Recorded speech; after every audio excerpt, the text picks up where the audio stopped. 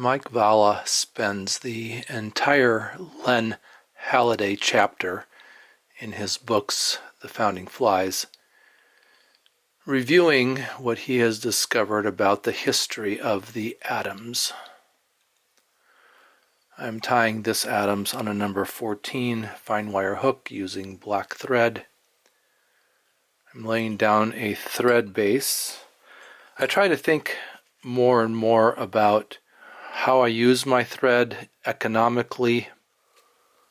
I'm going to use just 2 barbs from a Golden Pheasant neck. It's called a Golden Pheasant tippet for the tail.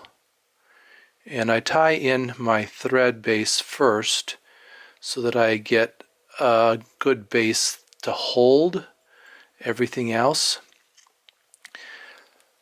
More commonly, the tail on a Adams is a combination of brown and grizzly hackle, but Len Halliday may have actually used peacock for his first tail and then graduated to the Golden Pheasant tippet, which is what I'm going to tie on this variation. And there are some variations to the Adams. It is a dry fly, and particularly it uses grizzly hackle tips for the wings, and then a combination of brown and grizzly for the hackle. Other than that, there are some variation on the tail here using the tippet. Also the body generally now is tied in a gray, but Len Halliday tied it in red and green as well. So do as you please with that. For the wings, I have 2 hackle tips, and I'm measuring them the length of the shank. And this gets, the smaller you tie the fly, the harder this is going to be. Now, get those tied in on top of the shank, pointing forward, and then I'll wrap back to get them tied in. Then I can clip off. I've already clipped the length of these.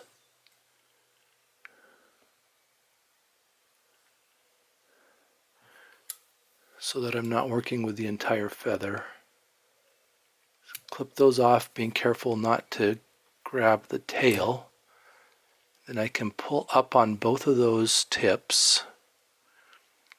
I'll wrap forward up to them, pull up on both of them and wrap underneath of them, leaving room for the front hackle and head.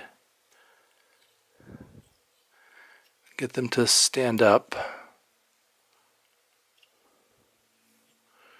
And then I can separate them a little bit, and this is options here. Len Halliday tied these in 2 different ways. He tied them with the wings standing up as well as with the wings flattened out in a spinner position. So I'm going to just wrap between them in an X just to get them to V. I want to go both directions right now. I've got one kind of leaning back and one leaning forward, but that's because my X wrap is only going in one direction. So if I take my X wrap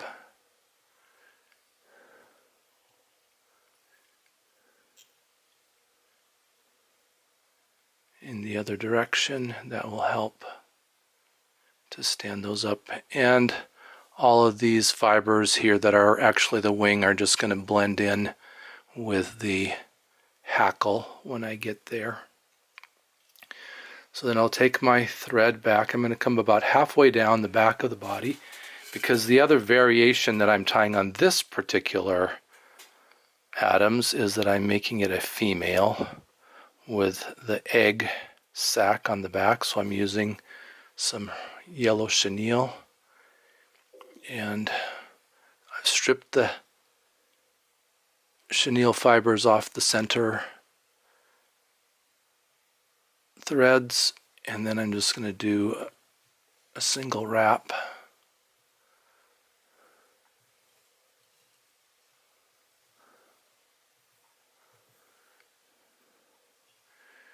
And tie that off.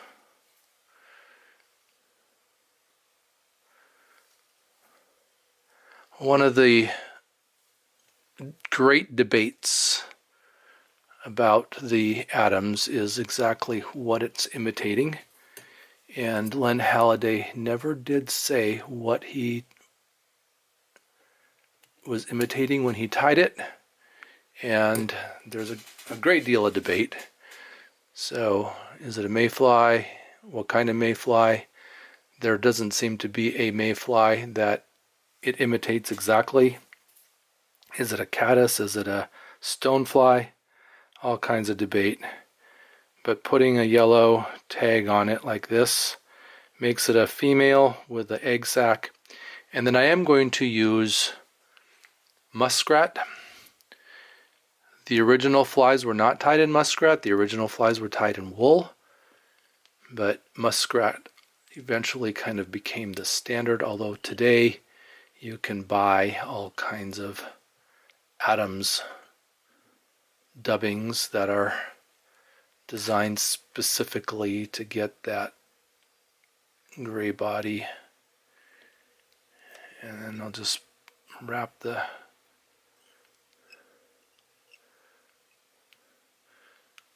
muskrat. This is hair that I have pulled off the bottom.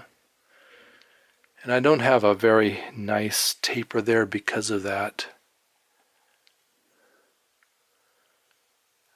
egg sac on the back.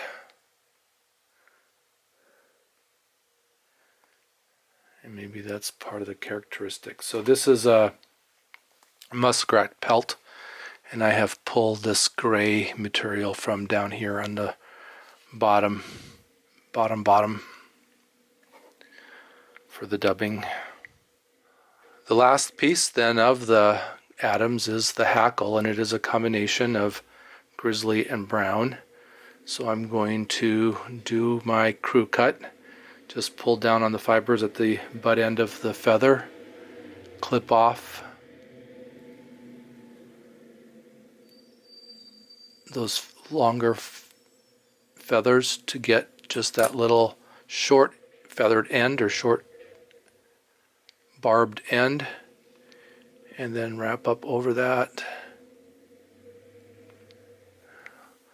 Pull my wings back up and wrap up in front of that as well to catch that grizzly hackle in. I'll do the same thing with the brown. This looks like it's more like a furnace.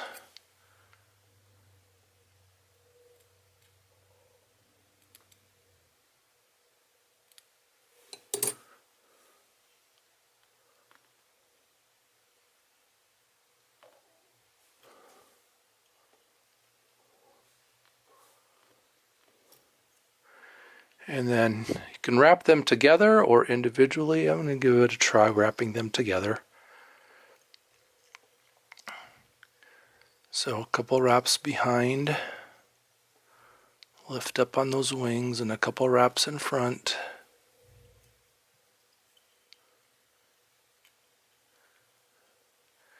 And all the literature and all the speculation about the Adams and how successful of a dry fly it is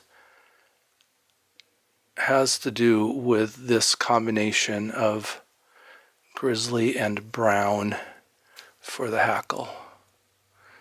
That there's something unique about that combination that makes this a very attractive fly for trout.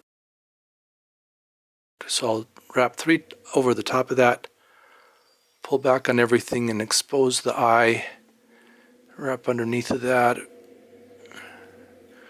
and I can go ahead and clip those out. So those hackles can be wrapped in together or separately. I'm going to use a half hitch to get the hackle back away from the eye. So I just have a pen and I put one wrap around the pen with my thread and then pull it off, and that will pull back the hackle fibers so that they're not right over the eye. And then I'll do a couple of double of those, so wrap it around my pen twice and pull up on it for a knot. Do a second double half hitch, and that'll pull all the hackle fibers away from the eye of the hook. And then I will just take my scissors and push it against that thread to cut it out. My hackle tips are kind of standing up rather than splayed, but that's going to be okay. I might have used a little bit heavier hackle tips for the wings. I am going to put some diluted goop on the head of that fly. So I stick a needle in my jar and just drop a drop on the head. That'll soak in and dry clear. So I might have probably used a little bit smaller diameter yellow for the egg sac. I used what I had. This is probably would be better on maybe a 12 or a 10 rather than a 14, but I'm going to live with that female Adams. If I want to be sure that the eye is clean, I can take a hackle tip and pass it through, and that will clean out the eye if I can get a hold of it.